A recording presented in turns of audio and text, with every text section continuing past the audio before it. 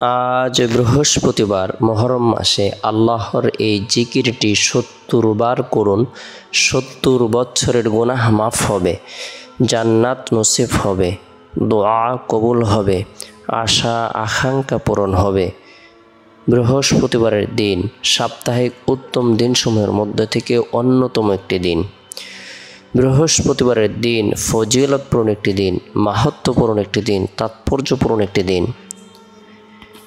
বৃহস্পতিবারের ফজিলতকে সামনে রেখে এবং হিজরি সনের প্রথম মাস মুহররমের ফজিলতকে সামনে রেখে আমরা প্রত্যেকেই যদি নফল ইবাদত বন্দেগী করি, নফল নামাজ পড়ি, কোরআন তেলাওয়াত করি, জিকির আজকার করি, তাসবিহ তাহলিল পাঠ করি, রব্বুল আলামিনের দরবারে রুনাজারি করি, আল্লাহ পাক রব্বুল আলামিন আপনার আমার জীবনের যত গুনাহ আছে, সগীরা কবিরা, জাহিরি বাতিনি, শিরিক বিদাত, ইচ্ছায় অনিচ্ছায় গোপনে প্রকাশ্যে সকল গুনাহগুলোকে মাফ করে দিবেন।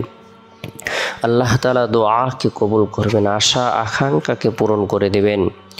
মুহররম মাস এমন একটি বরকতপূর্ণ মাস, যে মাসের মধ্যে আল্লাহ তাআলা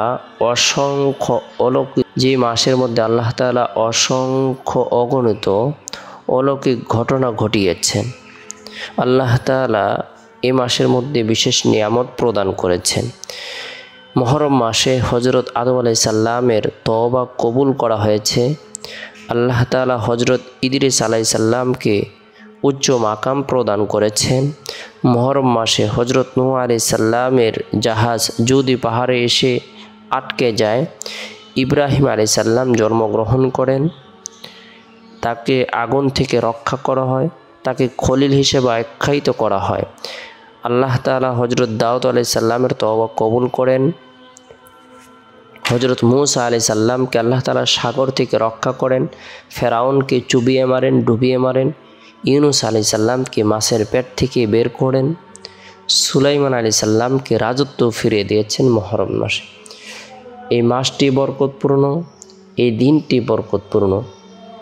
এই মাসের ফজিলতকে সামনে রেখে আমরা প্রত্যেকেই গুনাহ থেকে বেঁচে থাকার জন্য চেষ্টা করব।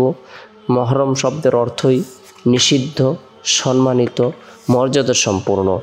তাই এই মাসে আমরা প্রত্যেকেই যত ধরনের গৃহীত অন্যায় অপরাধ রয়েছে, সকল ধরনের নিষিদ্ধ কাজ থেকে নিজেরা বিরত থাকব, পরিবার পরিজনদেরকে বিরত থাকার ব্যাপারে উৎসাহ প্রদান করব। মুহররম মাস এমনই বরকতপূর্ণ মাস, যে মাসে আল্লাহ তাআলা নবী রাসূলদেরকে সম্মানিত করেছেন, এই মাসে তওবা কবুল করেছেন। তাই আমরা অধিক পরিমাণে তওবা করব। বিশেষ করে মুহররম মাসে ফজরের নামাজ সম্পূর্ণ করার পর আল্লাহ তাআলার কালামের বরকতপূর্ণ 3টি সূরা, সূরাতুল ইখলাস, সূরাতুল ফালাক, সূরাতুন নাস তিনবার করে তেলাওয়াত করব, আমল করব। উভয় হাতের তালুতে ফু দিয়ে শরীরের যতটুকু অংশ সম্ভব হয় মাসেহ করে নেব। আল্লাহ তাআলা সৃষ্টিজীবের অনিষ্ট থেকে, ক্ষতি থেকে নিরাপত্তা দান করবেন, কুদরতভাবে হেফাজত করবেন। এরপরে বৃহস্পতিবারের দিন জোহরের নামাজ সম্পূর্ণ করার পর নিরিবিলি এক পরিবেশের মধ্যে বসে গুরুত্ব সহকারে ৭০ বার ইস্তিগফারের আমল করব। আস্তাগফিরুল্লাহ রাব্বি মিন কুল্লি যামবি ওয়া আতুবু ইলাইহি। এরপরে ৭০ বার আল্লাহর এই জিকিরটি করব, লা ইলাহা ইল্লাল্লাহ, লা ইলাহা ইল্লাল্লাহ, আল্লাহ ছাড়া কোনো মাবুদ নাই। যে ব্যক্তি এই কালিমা ইয়াকিন ইখলাস বিশ্বাস রেখে আমল করবে, যদিও তার গুনাহ ৭০ বছরের হয় না কেন, তবু আল্লাহ পাক রব্বুল আলামিন তা ক্ষমা করে দেবেন।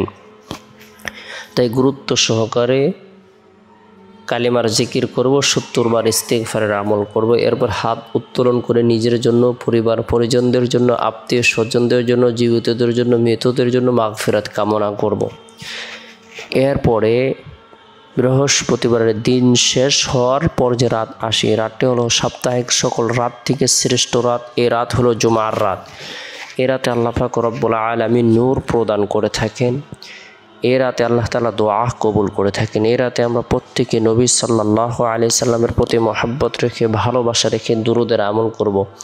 আল্লাহুম্মা সাল্লি আলা মুহাম্মাদিন আবদিকা রাসূলিক ওয়া সাল্লি আলাল মুমিনিনা ওয়াল মুমিনাত ওয়াল মুসলিমিনা ওয়াল মুসলিমাত।